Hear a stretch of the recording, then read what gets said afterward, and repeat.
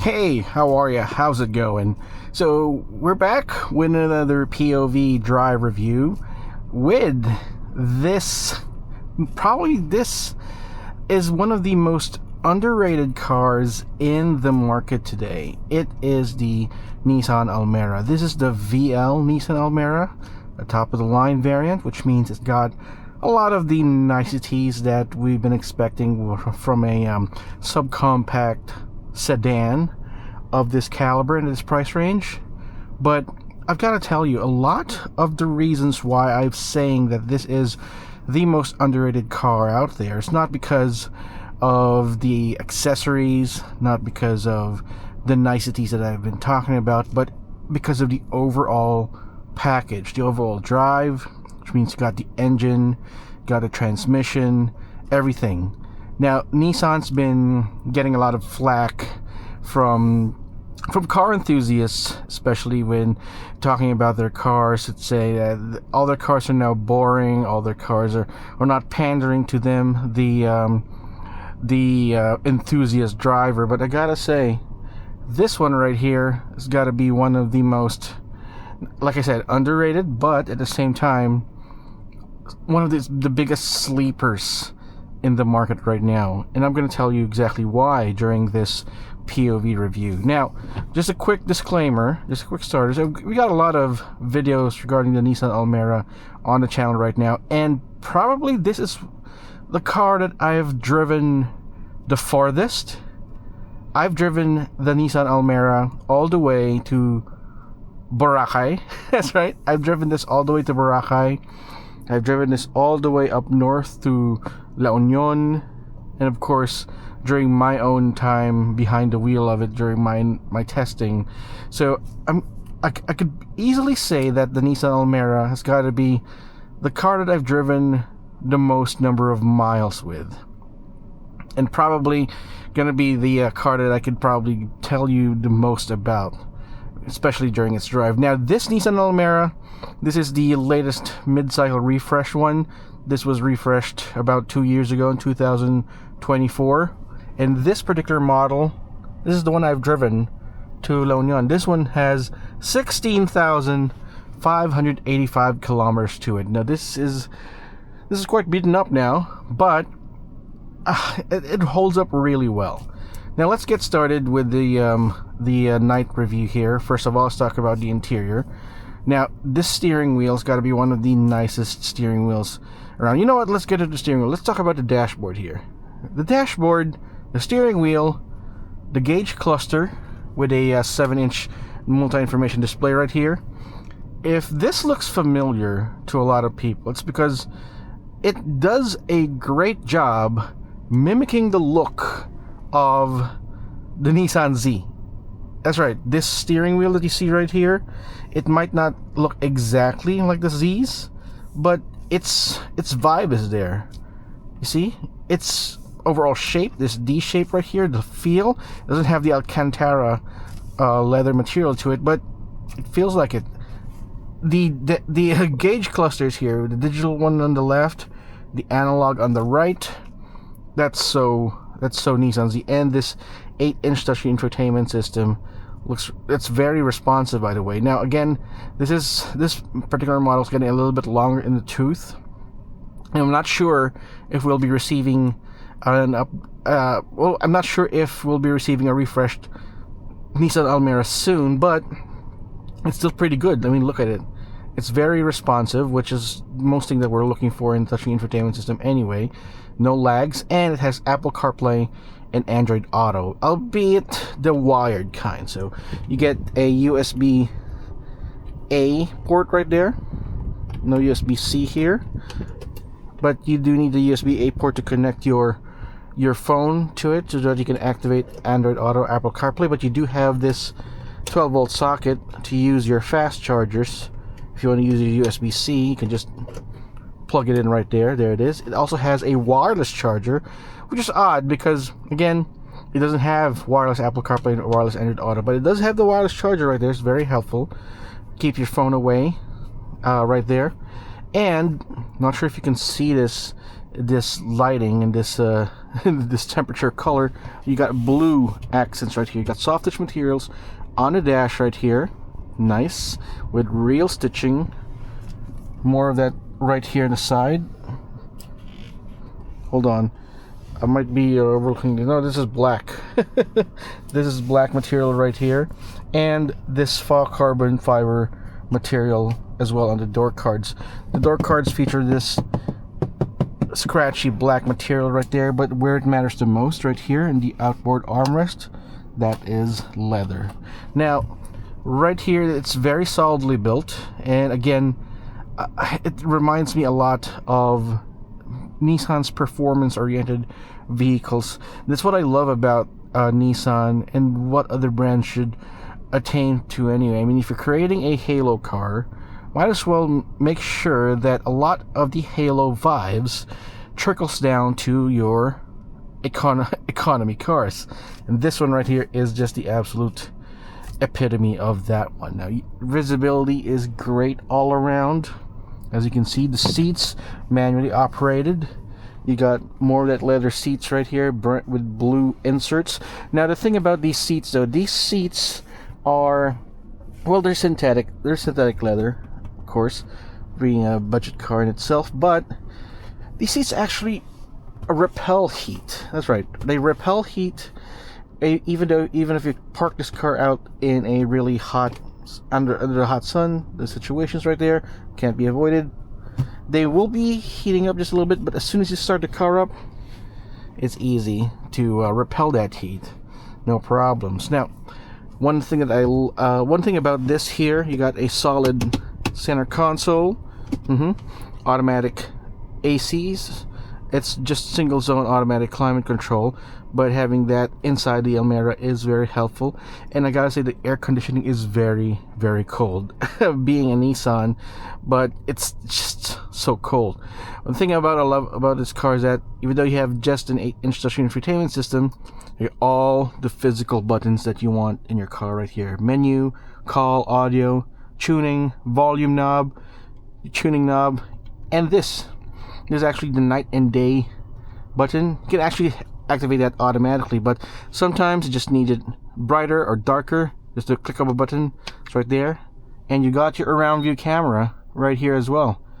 It's pretty good, very legible, and very accurate too, with guidelines here, as you can see. Moving out guidelines right there. Perfect. And physical buttons as well for the AC. So no need to fiddle around with the screen here at all. The camera, apart from being a surround view camera, also can see your blind spots here. So as you can see, we're parked perfectly parallel to the side right here. Perfect. And even though it's dark out, it's still fairly bright. Alright, see, it gets even brighter. Okay, so going back to the menu systems, there you can see all of your settings, all your systems, all your system settings. Just the usual, nothing too fancy. Something light.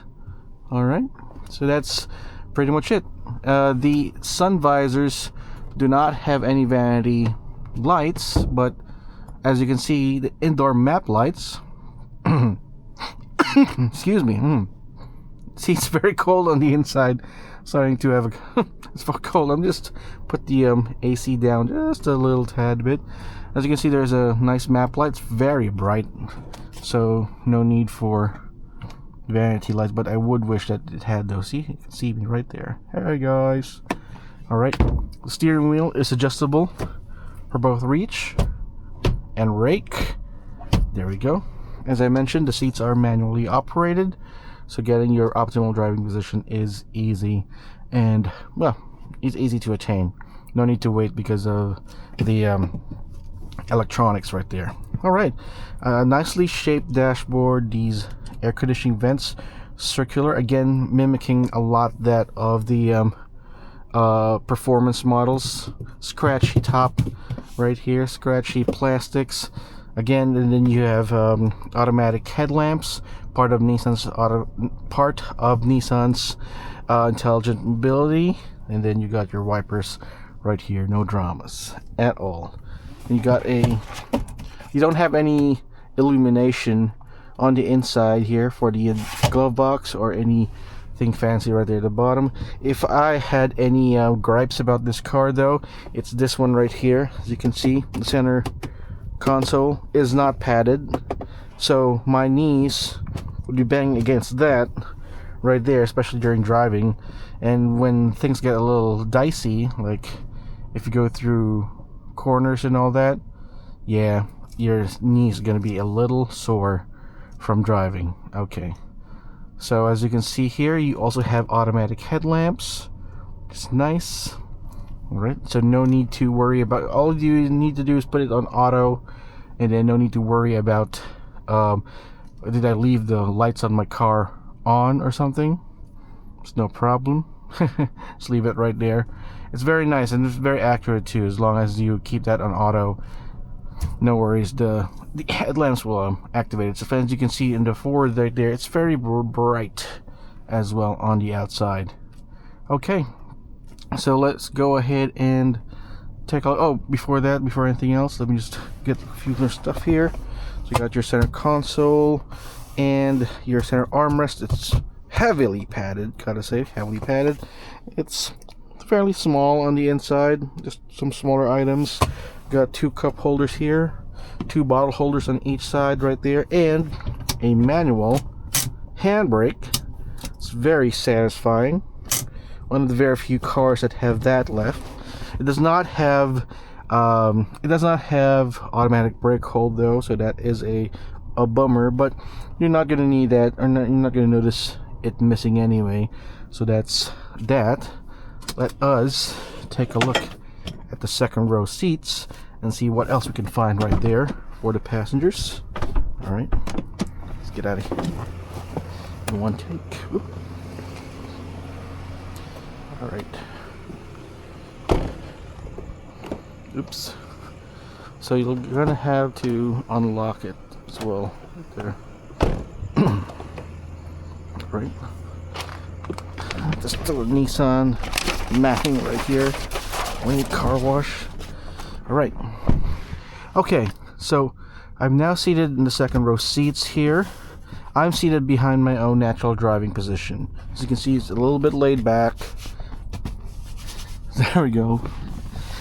Oh, the Almera has always been about space, and the previous generation Nissan Almera, the one that doesn't look as good as this one here, but I still absolutely love, by the way, has amazing rear seats, space.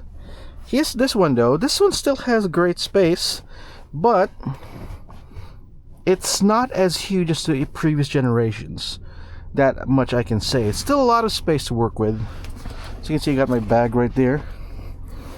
If you put this down, you have your center armrest to work with. I think 5 right here in the back might be a bit of a stretch, especially for my own size. I'm 5'10.5", and a little bit chunky, a little wide. So 2 would be the sweet spot. 5 would be pushing it just a little bit. You'd have the same hard touch plastics right here in the back, but you do have great visibility, I might add. I wasn't expecting this type of visibility on the inside, as you'll see later as we check out the exterior. You'll see why, but it's good. It's got map pockets right here on the left and the right side. Nothing here for the left passenger. You got a single solitary USB-A port. No USB-C here, but again, you can just ask the driver to, put one of your chargers right there, or cables on the fast charger. So that's no problems. I like the center armrest. The center armrest is kind of mounted high up, and is parallel to the outboard armrest, which gives you this kind of like lazy boy feel, especially when sitting in the back. Usually with the rear passengers, you'll have an armrest, but it's mounted way down here, or the outboard armrest is mounted way high up. It's weird. But sitting in the back, these seats are very comfortable. Now, these seats, by the way, the one for the front passengers have zero gravity seats. Should I say zero gravity seats are engineered from space age technology, you know, yada yada yada. That's marketing talk, but mostly it's the same position, same kind of seating as astronauts would use whenever they go for liftoff, improving lumbar support and for the back.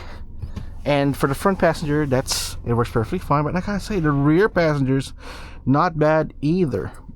However, headroom might be a little bit of an impedance right here, because there's if I sit right up, there we go, my head's hitting against the ceiling. But if I sit leisurely like this, it's fine and dandy.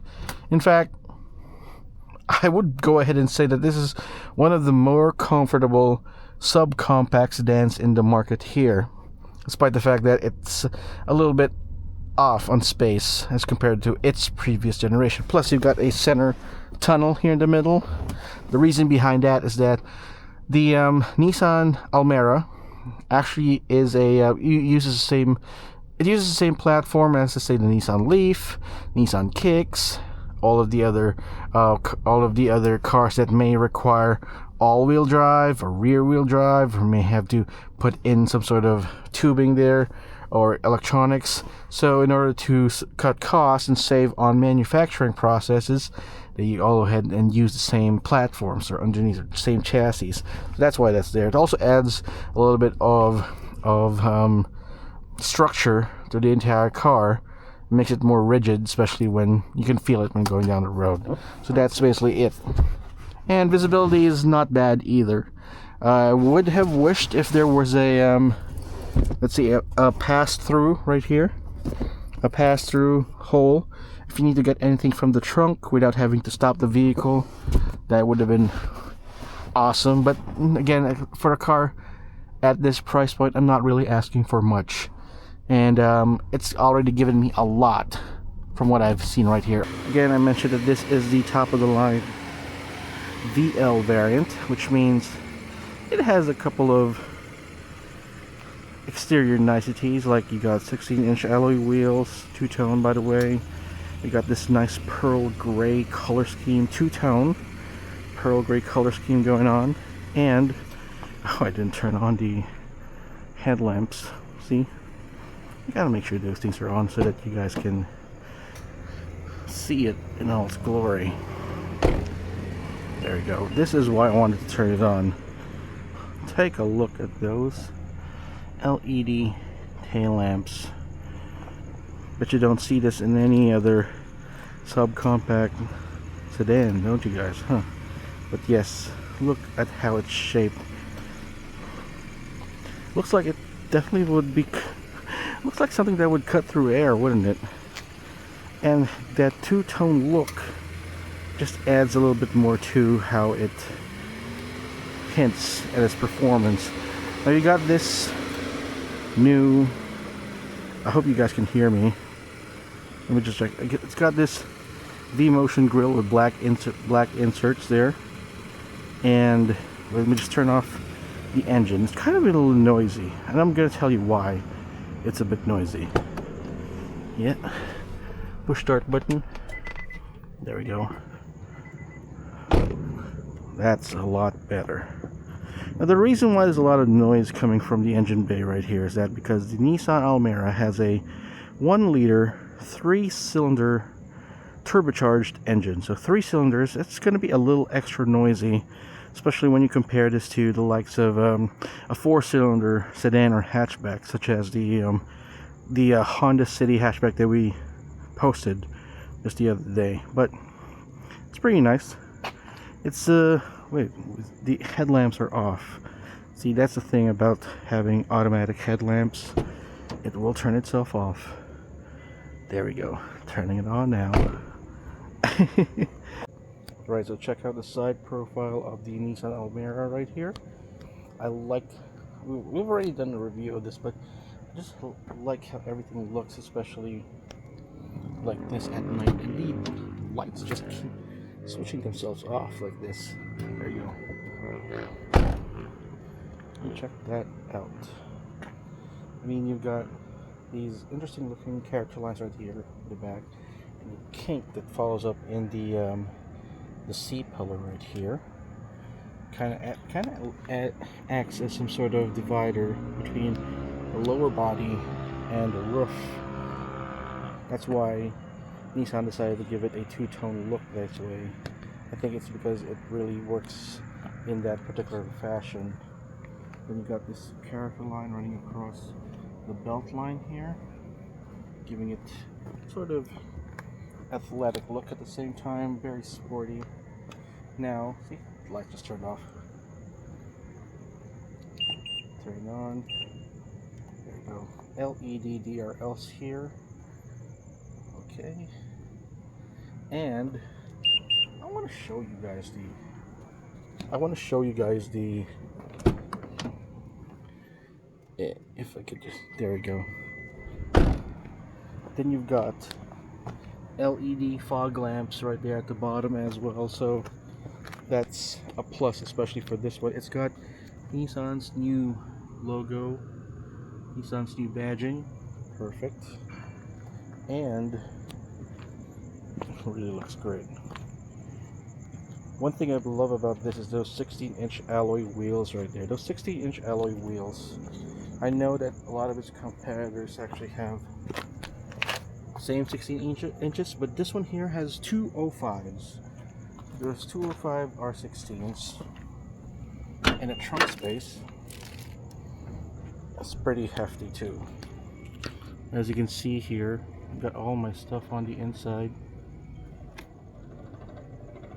Right there.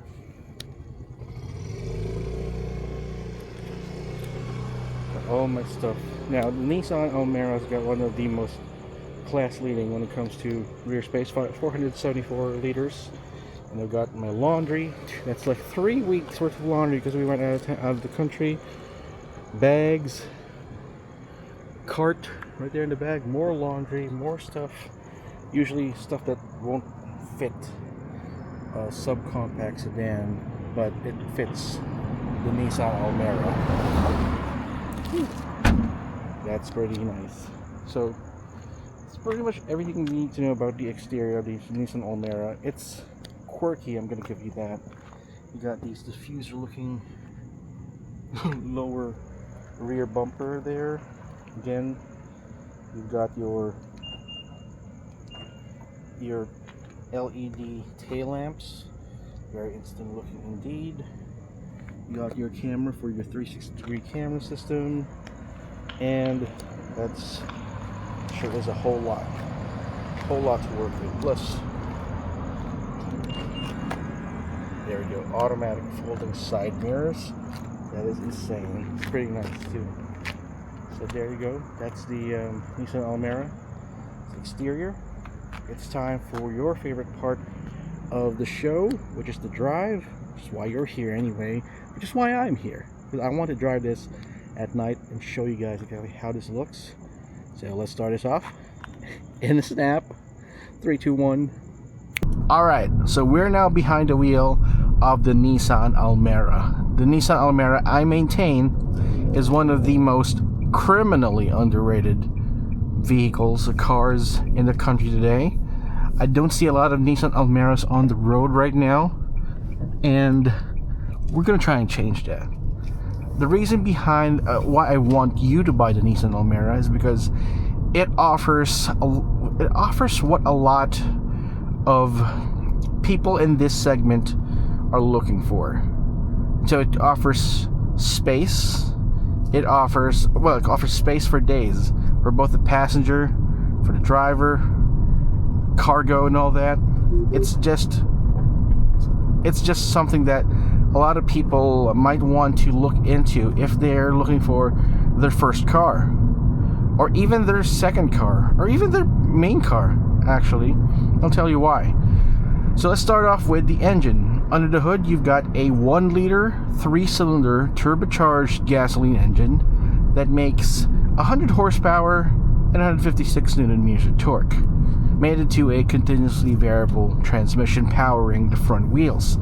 Now, suspension-wise, you've got a standard setup. You got McPherson struts right there in the front, and a torsion bar suspension in the rear.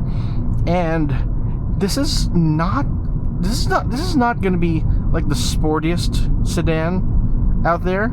I mean, you definitely feel that the suspension is more rated for comfort rather than all-out sportiness.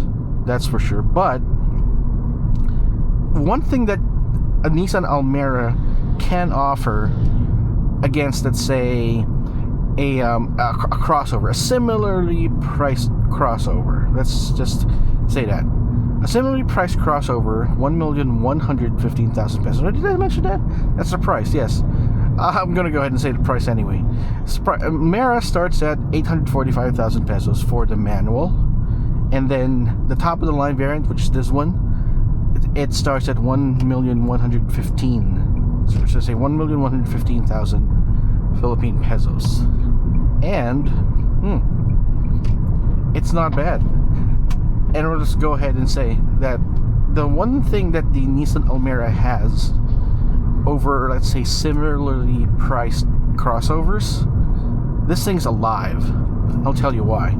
So again, it's got a CVT, and it's not gonna set the world on fire when it comes to acceleration, pure acceleration performance, but it's alive. One thing that sedans can't, well, one thing that crossovers can't give you that sedans might be able to, is that feel of the drive. Like low profile shoes compared to max stack shoes, the road feel in this one, it's just phenomenal. And you're actually slung lower to the ground compared to a crossover. And although you don't have as much, let's say, visibility over on top you're not on top of the road when you're driving around in a sedan such as the Almera, you certainly feel like you're driving one. You're ensconced inside the Nissan Almera, as opposed to sitting on top of a crossover. So that feeling, that visceral feeling of drive, is right there when you drive this. The confidence that it gives you as you drive, the excitement that I know a lot of enthusiasts are looking for, is right here. Now, enthusiast driving, one thing about enthusiast driving is that there are two camps on that. First off, you got the rich kids. Rich kids might be able to, let's say, afford more performance-oriented cars, let's say the Nissan Z and all that. Not even just the Nissan Z. I mean, you've got a lot of options for sports cars or performance cars right there. And then another set of enthusiasts would rather fall into the money pit of owning a second-hand sedan from the 90s or 2000s than spend pretty much as much money as they would on a brand new sports car anyway, just for the feeling of coming back to driving a car such as this one. But again, you might tell me, Roy, 100 horsepower isn't a lot. And that's true, 100 horsepower isn't a lot with the Nissan Almera, but a lot of the power is actually available at the lower end of the power band in this car here. So you get that torque fairly early down the rev range, and then it's going to be up to you to muster all that power. That's right. Now, there really isn't any dramas here. You don't get any paddle shifters on this. You're not going to be able to row through your own gears while driving around in the Almera, but let's see here. It's willing to push. It's willing to push you on the highway, and it's got a secret up its sleeve. Right behind the shifter, you've got sport mode. There's a button right here. It activates sport mode. There you go. A button, a light shows up right here that says sport. Again, it's very Nissan Z here. The Nissan Z is very similar with that, giving you just a slight indication of what drive mode you're in. And this one here suddenly changes the car's characteristics from a sensible sedan. It gives you great fuel economy. We'll talk about fuel economy later on. Then whoosh. It's willing to whoosh between the lanes, whoosh between cars. I'm not saying accelerate or zoom in and out, but I'd say it's more akin to a whoosh, because whoosh it wants to do. Now, here's the thing about relying too much on brochures and rating about specs of a car here. You're not really going to get a lot of information from that. Are you sure you can get the gist of what the engineers would want you to experience or want you to know about a particular car? But only during a test drive will you actually feel what we're talking about here. Sometimes I want to think that a lot of car companies are underrating their cars just to say that, oh, this is going to be an economy car. But this car, I'm telling you, I'm not even mashing the accelerator pedal just to move it along here. It just goes. It just really goes. So if you're taking this out on the highway, getting to 100 kilometers per hour is not going to be that much of a big deal with this car. Now, once you hit the 100 kilometers per hour, let's say you're cruising along the highway and you need to overtake a vehicle that's right in front of you, you must be wondering, there mustn't be any more power left to move along, right? Well, you're wrong. Actually, there's so much more. Overtaking vehicles while cruising is sometimes necessary if you want to move along, or if you want to avoid cars right in front of you. Now, I've actually exceeded, while overtaking, I've exceeded the 100 kilometer per hour limit right here. Again, only while overtaking, just making sure that it's safe. And it feels like it's got a lot more power to give. That's right. There's so much power to give, and we're moving along and hitting this speed limit right here. But again, if you want that visceral feel of driving around again in an old school 90s car, nothing else comes close to this one from Nissan. And you got modern amenities too. Alright, so let's go back to the suspension, how it feels. Again, you got McPherson struts up front and torsion bar in the rear. While not more performance oriented, it's still good enough to keep you planted on the road. Now, it's not going to be as superior as, let's say, having multiple independent suspension, or having a double wishbone suspension right there in front. I mean, these days, car companies don't usually install that in the cars anymore, especially budget cars, because it's just more cost efficient to put McPherson struts in the front here. But in itself, even as you can see, we're going through this twists and the turns in the road here, it's not bad. It's more tuned to comfort. Again, as I mentioned earlier, it's more tuned to comfort, which is something that you want in an economy car, in a family car in the first place. But if push comes to shove it can do. If you know what I mean. It can feel like much of a performer than its price tag or the brochure suggests. As you can see right there, we're just overtaking a couple of things safely, again within the speed limits here. Wow, holy moly. That turbo helps. That low end torque that comes from the turbo certainly helps, and I'd say it's something I prefer over some other turbocharged 3-cylinder small engine displacement cars out there, because of the fact that you're driving around, you have that engine setup in a low slung sedan such as this one, and I can only imagine how this part of the road looks like, especially at night in the cameras. Oh boy, do I envy you guys here, because you will actually be able to see it here at night. Oh wow, I love these POV reviews. Again, guys, thank you so much for appreciating these types of videos. Holler back at me what type of reviews you want more. Just a quick subscription break like there's something light. Anyway, back to the review. Let's talk about fuel economy. So we're down with the performance, which is which I'd say it certainly punches above its weight class. So we got that going. Let's go here.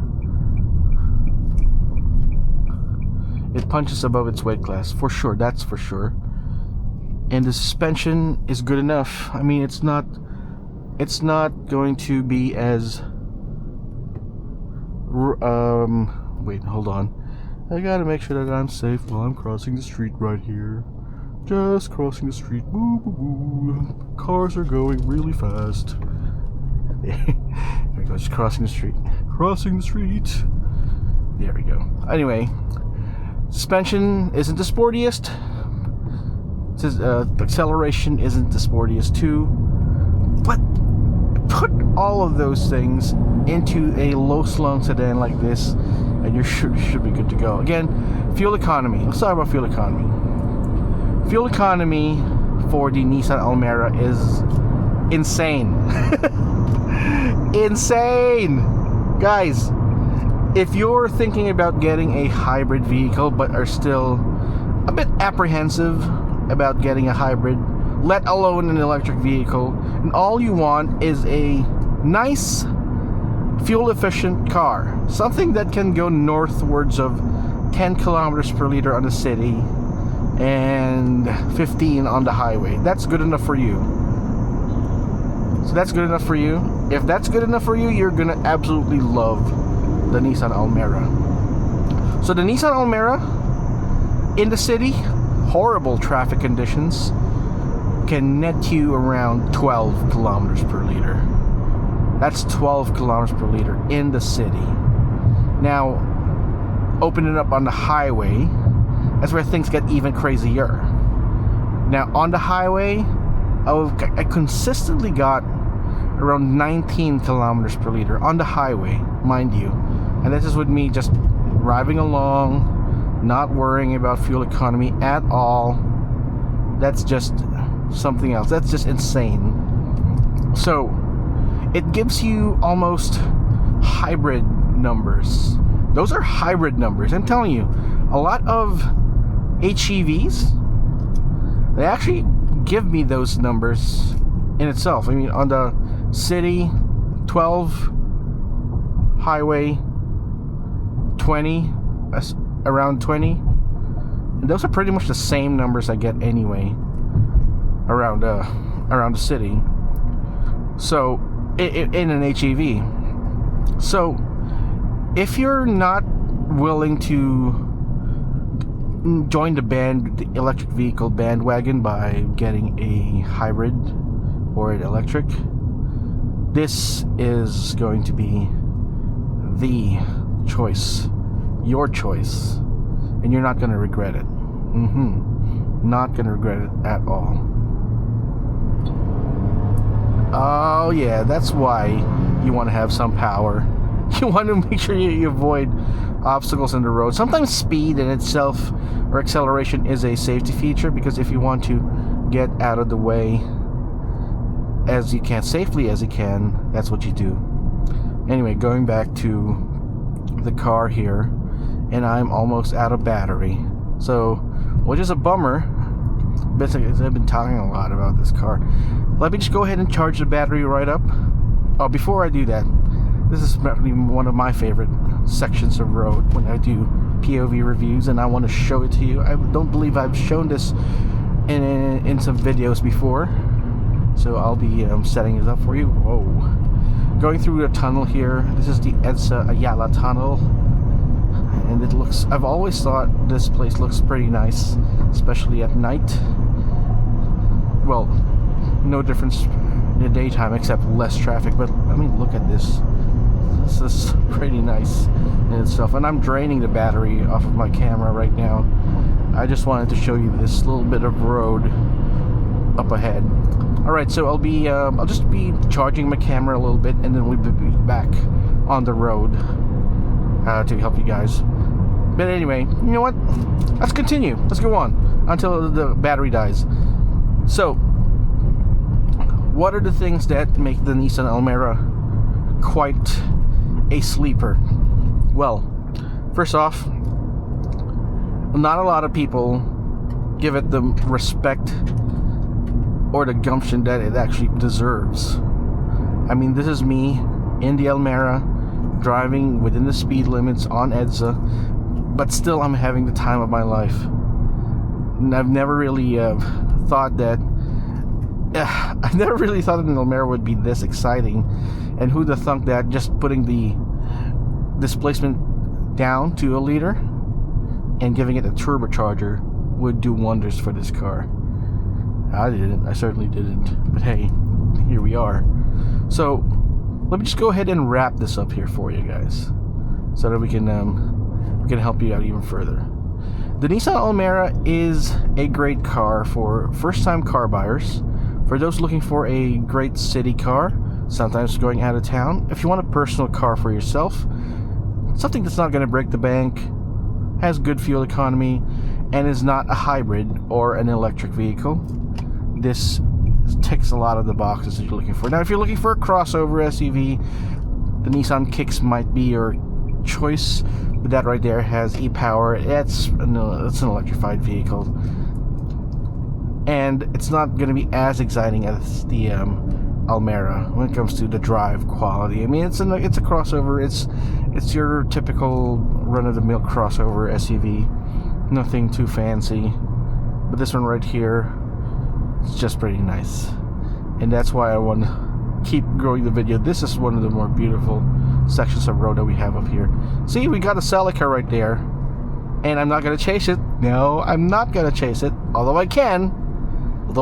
It's an older car, and I think I can catch up to that.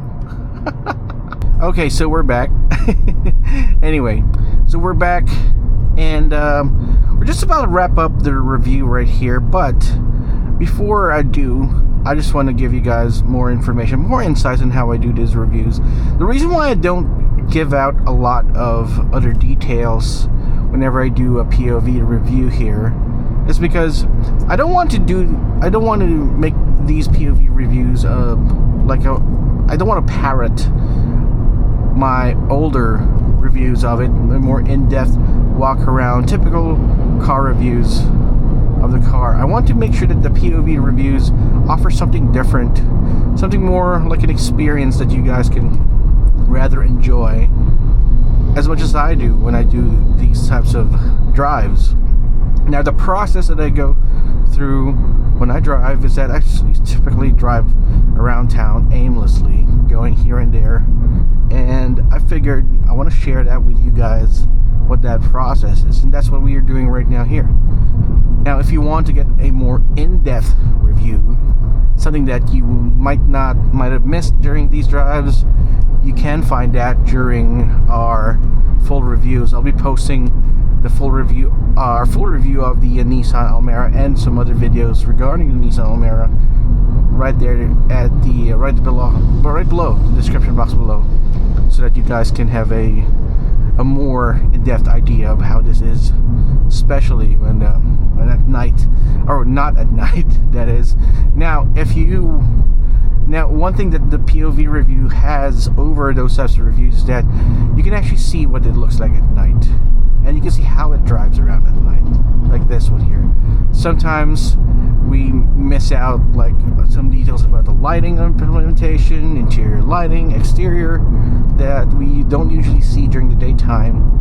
And a lot of these cars have features that are exclusive there at night, like interior lighting and all that. Now, that's it. That given that, or said that, the Nissan Almera, just to conclude this real quick, is not the perfect sedan.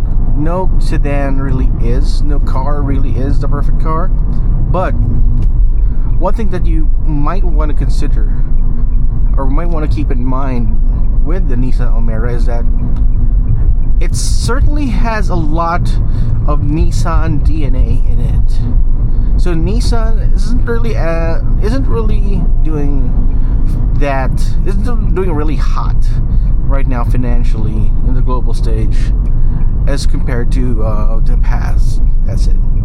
But it certainly is. You can certainly feel their spirit, certainly feel their soul as you're driving, and you can feel the effort that they're putting in their cars here. I mean, turning in like this, it's so Nissan. It's so classic Nissan that you want to root for them. You really want to, yeah.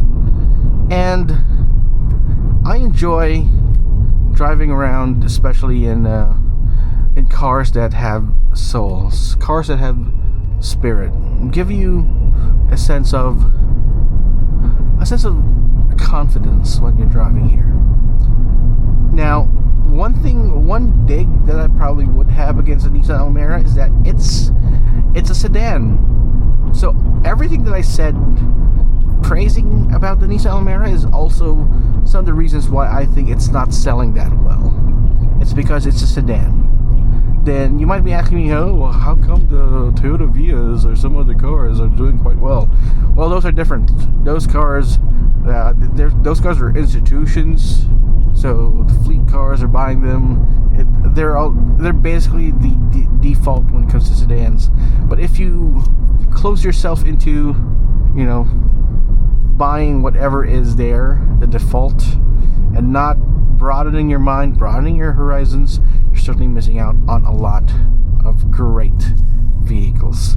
If you're in the market for a Nissan Almera, you probably would be looking at a couple of other options as well, a couple of sedans. Most obviously it's got the Toyota Vios, then there's the new Toyota Ativ.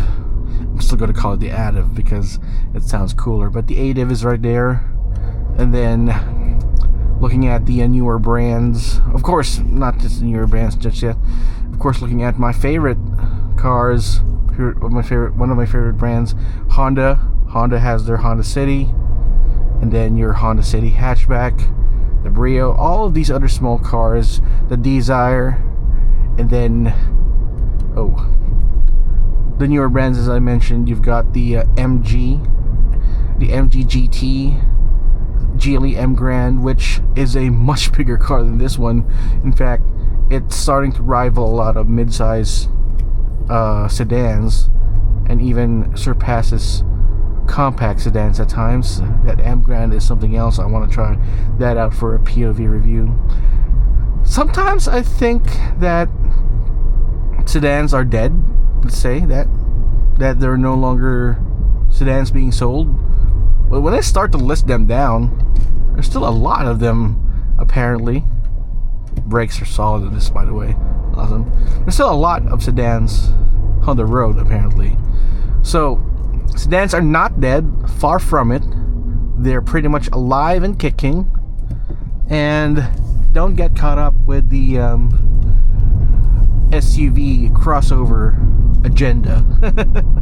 Because sedans are still here. So that it says no right turn on red, and that's exactly what we're gonna do. Alright, so that's pretty much all I can say about the Nissan Almera. I hope you enjoyed our POV review.